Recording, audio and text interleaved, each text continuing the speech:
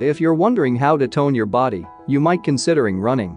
We've all seen them, those runners who jog by with long, lean, enviable bodies and nary a jiggle or patch of cellulite in sight. Yes, running every day is one of the best ways to torch calories, tone your body, and improve your cardiovascular health. One recent study at Duke University Medical Center in Durham, North Carolina, even found that jogging beats weight training for getting rid of belly fat. When you become a runner, it changes your life. But you may not know how much it improves every aspect. In this video, we talk about 6 evidence of the amazing benefits that running can give you. Before we get to the benefits of running, if you're new to the Recite channel, welcome and be sure to subscribe with the bell on for many other useful videos. 1. Running adds years to your life and life to your years. Numerous studies have shown that running increases lifespan. This has led to the oft-repeated observation, if exercise were a pill, it would be the most popular pill in the world. Worth noting, it would also be the least expensive, with little to no cost. A 2018 meta-analysis of research on running and longevity found that runners have about a 25 to 30% lower rate of all-cause mortality on follow-up than non-runners. It concluded, any amount of running, even once a week, is better than no running. Another runner-specific paper showed that runners gain about 3 years of extra life. Some of the biological pathways include greater cardiovascular fitness, better body composition or less fat, lower cholesterol, excellent glucose and insulin control, stronger bones, better hormone regulation, and positive neurological functioning. Few of us, however, simply want to live longer. Rather, we hope for a long, productive, healthy, active life. That's where running and high fitness shine. Since seniors consume a high percent of the public health budget with their late-life illnesses, much research is targeted at what can be done to keep them healthy. Exercise nearly always wins this race. For example, recent research at Ball State University found that a group of 75-year-old lifetime runners and bicyclists who had been exercising for 50 years had biological profiles closer to 25-year-old graduate students than to their non-exercising 75-year-old peers. In another famous study, Stanford researchers compared local runners in their mid-50s with non-exercising Stanford community members who had the same top-notch medical care. 21 years later, the death rate was more than 50% lower among the runners. More unexpectedly, the runners were reaching certain disability scores 11 to 16 years later than the non-runners. In other words, they were staying younger for longer. And the older the subjects became, the greater the advantages seen among runners. 2. Running helps you sleep better. If you haven't seen numerous articles and video on the importance of sleep in recent years, you've been, well, asleep under a rock somewhere. And sleep may be especially important for athletes. After all, it's when the body performs all its repair work. In Good to Go, her book on sports recovery, science writer Christy Ashwandin rates sleep as one of the few recovery techniques that's actually supported by good evidence. According to experts from Johns Hopkins, we have solid evidence that exercise does, in fact, help you fall asleep more quickly and improves sleep quality. An article in the American Journal of Lifestyle Exercise notes that the exercise-sleep connection goes both ways. The more you exercise, the more you need quality sleep. Also, the worse your sleep habits, the less likely you are to exercise regularly.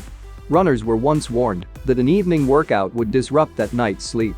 However, a 2018 meta-analysis of 23 studies on the topic produced an opposite finding. Except for a hard interval workout undertaken within an hour of bedtime, other evening exercise actually improved ease of falling asleep and quality of sleep. 3. Running improves your immunity. Exercise scientist and 58-time marathoner David Niemann has spent the last 40 years looking at the links between exercise and immunity.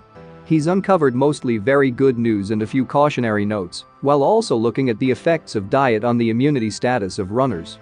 His summary: modest exercise improves immunity, ultra-endurance efforts can decrease immunity at least until you have fully recovered, and dark red, blue, black berries help your body stay strong and healthy. In a 2019 paper, Niemann and Laurel M. Wentz summarized the compelling link between physical activity and the body's defense system. Among advice on intensity levels and diet, they report evidence that running can improve the body's surveillance against disease, lower inflammation, enhance gut microbiota composition, reduce risk of upper respiratory infections and influenza, and improve antibody response. Niemann proposes a J-curve illustrating the finding that regular exercise is good, but extreme exercise can temporarily lower your immunity. Many other health investigators have confirmed this pattern. In the textbook Muscle and Exercise Physiology, the authors state, it is generally accepted that moderate amounts of exercise improve immune system functions and hence reduce the risk of infection. 4. Running reduces risk of many cancers.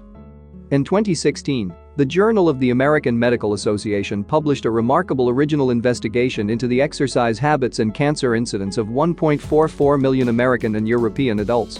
The authors concluded that high-fitness exercisers, such as runners, had a lower risk for developing 26 different kinds of cancer than low and non-exercisers. The benefits could not be traced to either non-smoking or low body weight, two known cancer protectors. There was something special about exercise that lowered cancer risk. Many other researchers have found similar results. In addition, running is also helpful if you unfortunately do develop cancer. In that case, regular exercise lowers side effects from the difficult treatments while supporting you physically and emotionally. It also reduces mortality from the cancer and decreases the likelihood that you develop another type of cancer. 5. Running improves cognitive function and reduces cognitive decline and Alzheimer's. This is the newest and most unexpected area of health benefits produced by running, but it makes complete sense.